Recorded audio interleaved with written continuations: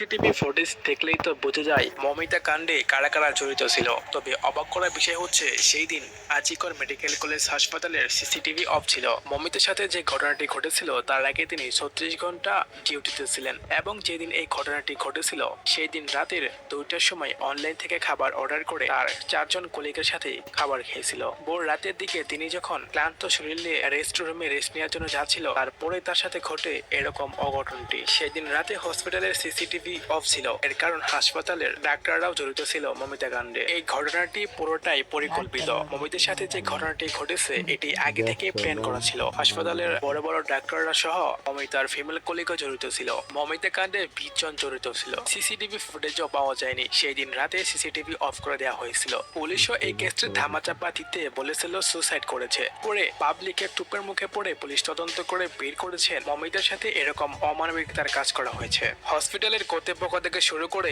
সবাই এই হত্যাকাণ্ডের সাথে জড়িত ছিল। তো দর্শক, এই সব কিছু জানার পর আপনার কাছে কি মনে হচ্ছে? ধর্ষণকারীদেরকে কি করা উচিত, কি শাস্তি দেওয়া উচিত? আপনার মূল্যবান মতামতটি কমেন্ট সেকশনে জানাতে ভুলবেন না। ভিডিওতে লাইক করে চ্যানেলটি সাবস্ক্রাইব করে দিবেন পরবর্তী ভিডিওটি সবার আগে পাওয়ার জন্য। আজকের মতো এখানে বিদায় নিচ্ছি। আল্লাহ হাফেজ। না 10টা ঘোরা না গাই দেখাম হয়ে যাবো।